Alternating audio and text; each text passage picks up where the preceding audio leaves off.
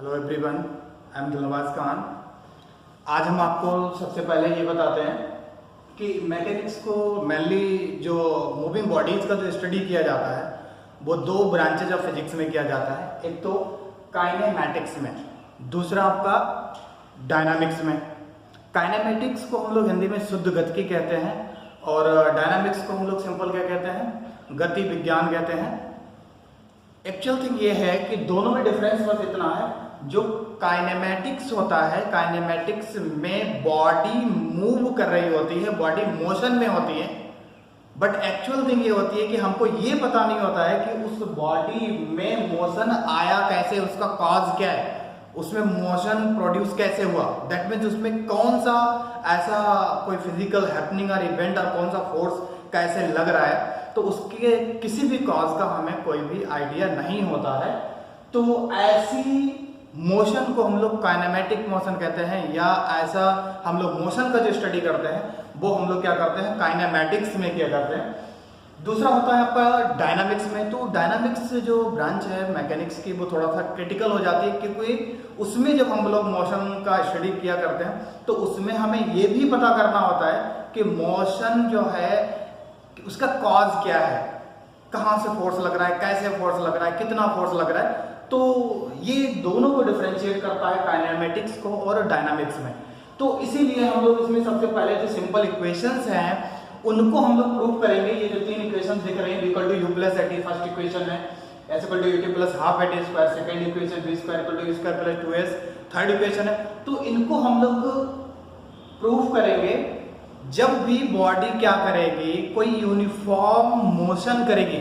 That means उसमें जो acceleration होगा, जब कांस्टेंट एक्सेलरेशन होगा, जब हम लोग क्या करेंगे किसी बॉडी पर फोर्स अप्लाई करेंगे और बॉडी में जो एक्सेलरेशन क्रिएट होगा वो कांस्टेंट अगर एक्सेलरेशन क्रिएट होता है तब हम लोग क्या करेंगे, उसके लिए ये तीनों इक्वेशंस आसानी से बाय डिफरेंशियल मेथड हम लोग यूज कर सकते हैं या प्रूव कर सकते हैं इनको।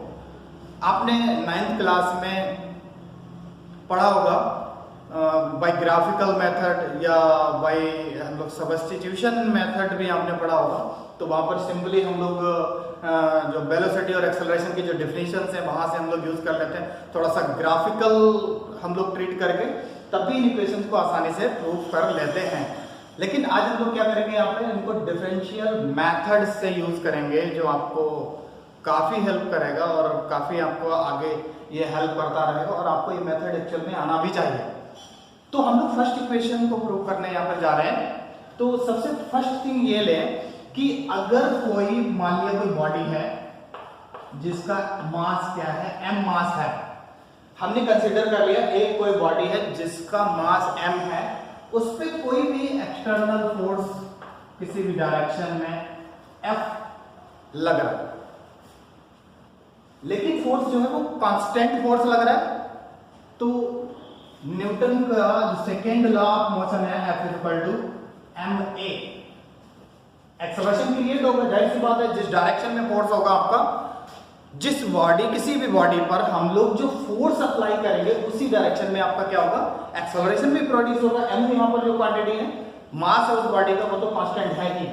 तो दैट मींस इफ अगर कांस्टेंट हो, इफ F इज कांस्टेंट, अगर हम लोग F को अज्यूम कर लेते हैं कि जो फोर्स लग रहा है वो कांस्टेंट है और m तो आपका होल यूनिवर्स में मास कांस्टेंट ही रहता है, ठीक है। हायर वेलोसिटी पे ये मास बदलता है according to Lorentz transfer, according to Einstein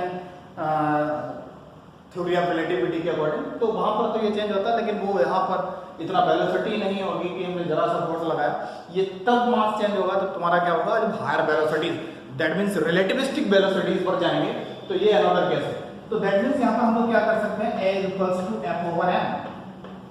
ये क्वांटिटी ओवरऑल क्या हो जाएगी, आपकी कांस्टेंट हो जाएगी। अब हम लोग एक्सेलरेशन का डेफिनेशन जानते हैं, rate of change of velocity is known as acceleration. तो दैट मींस हम लोग क्या लिख सकते हैं इसको, अगर डिफरेंशियली इंस्टेंटेनियस वेलोसिटी और इंस्टेंटेनियस वेलोसिटी और टाइम के टर्म में रख दें तो हम लोग ऐसे कर सकते हैं, A = dv/dt, the rate of change of velocity is known as acceleration. तो यहां पर ये कर दिया।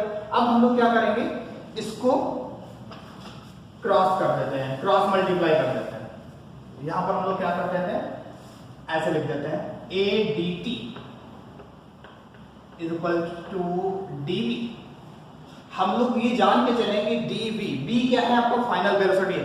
दैट मीन्स यहां पर जब हमने फोर्स लगाना स्टार्ट किया या फोर्स बिल्कुल ही अप्लाई किया तब वहां पर वेलोसिटी जो भी रही हो सकता है ये बॉडी पहले से ही मोशन में हो, ठीक है, सम वेलोसिटी यू से जब फोर्स लगा दिया तो फाइनल वेलोसिटी आपकी बी हो गई।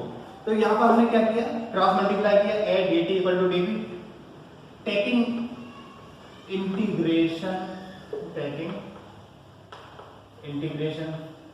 तो इंटीग्रेशन टेक कर लेंगे तो हम लोग ऐसे लिख सकते हैं A D T equal to D we.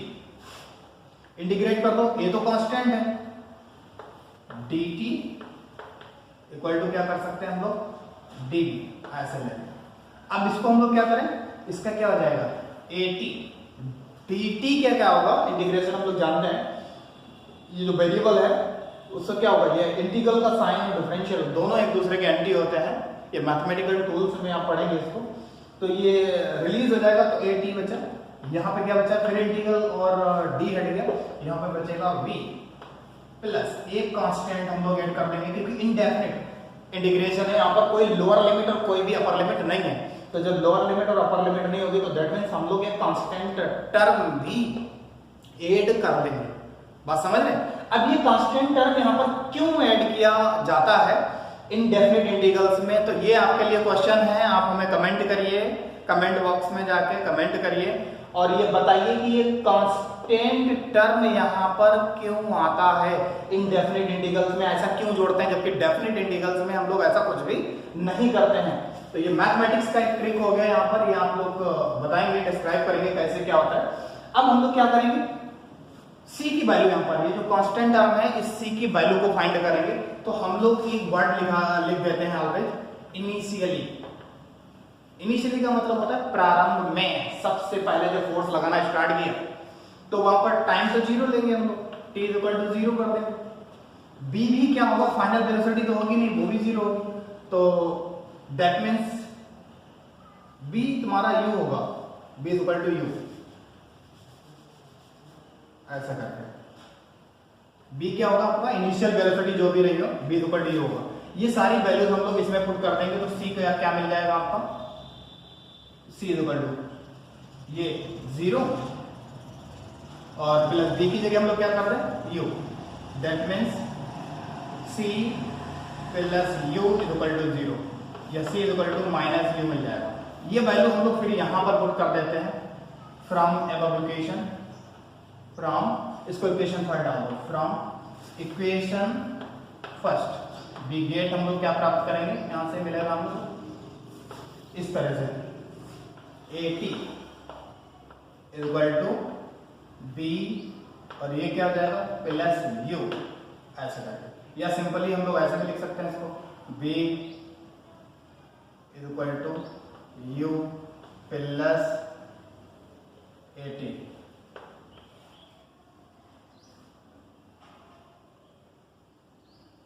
हाँ, यहाँ पे ये माइनस लगाना पड़ेगा, सी की वैल्यू ऐसा करके, तो ये क्या हो जाएगा B equal to U plus A T हो जाएगा आपका, B equal to U plus A T. This is the first equation of motion.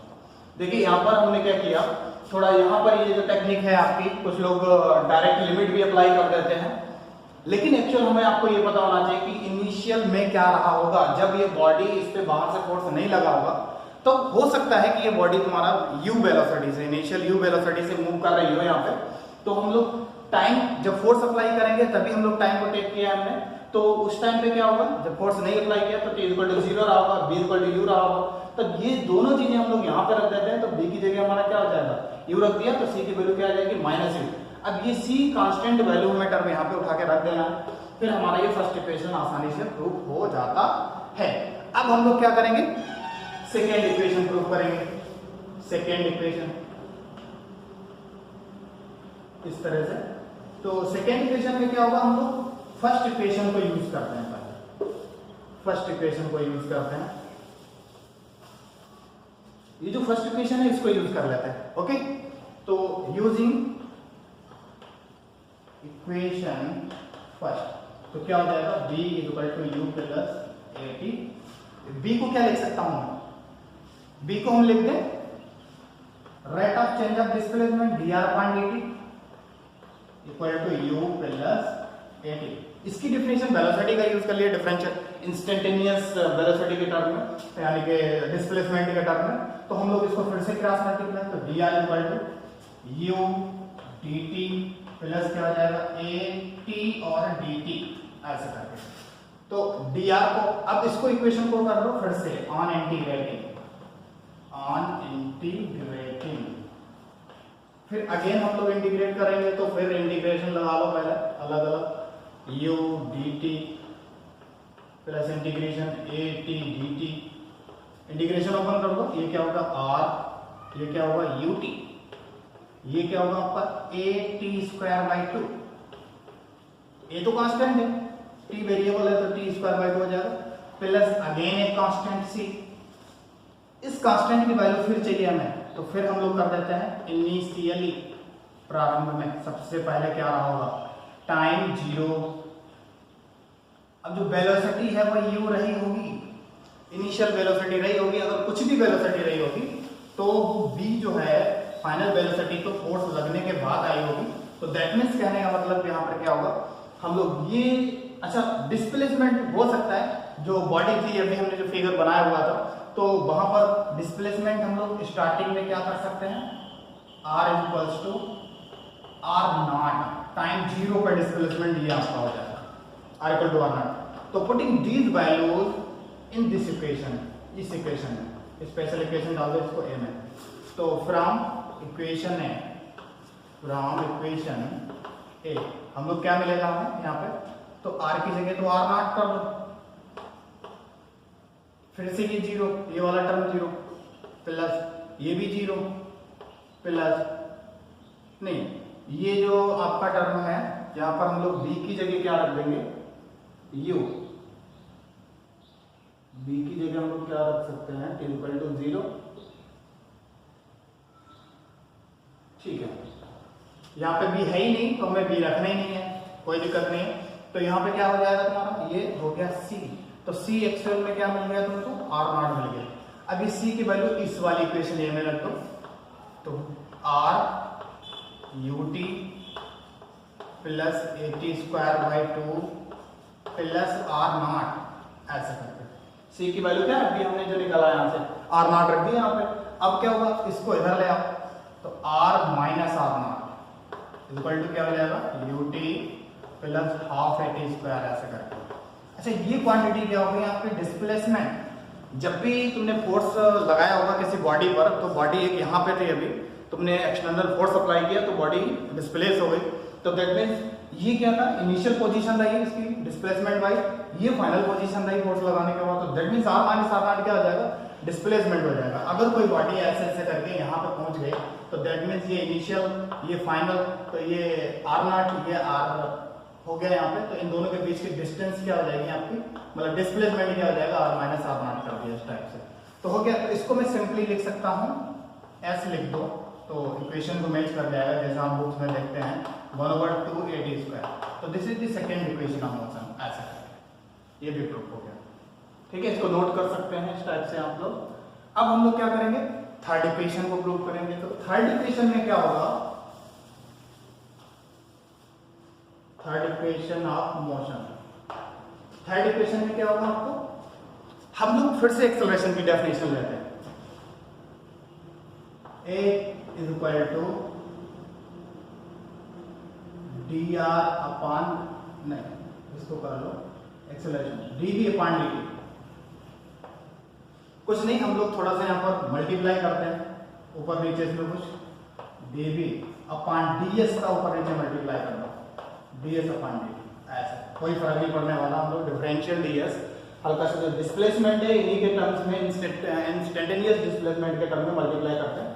ये जो क्वांटिटी है आपकी rate of change of displacement is known as velocity बनेगा, तो that means a equal to dv upon ds, ये क्या बन गया आपका वेलोसिटी v, ऐसा करके क्रॉस मल्टीप्लाई करो, तो a ds equal to v dv ऐसा, फिर इंटीग्रेट करो ऑन इंटीग्रेटिंग, तो इंटीग्रेट कर देंगे तो इंटीग्रल का साइन सकते हैं हम लोग यहाँ पे। तो इस तरह से क्या किया, ADS BDB ऐसा। तो ये क्या हो गया, AS equal to B² 2 plus C, again एक कांस्टेंट। फिर से इनिशियल करो, इनिशियली करेंगे तो दैट मीन्स वहां पर जो इनिशियल वेलोसिटी, जो फाइनल वेलोसिटी है B, वहां पर क्या रहा होगा, इनिशियल वेलोसिटी u रहा होगा, और डिस्प्लेसमेंट आपका क्या रहा होगा, 0, यानी कि s इक्वल टू 0। जब बॉडी पे फोर्स नहीं लगा तो डिस्प्लेसमेंट उस टाइम पे 0।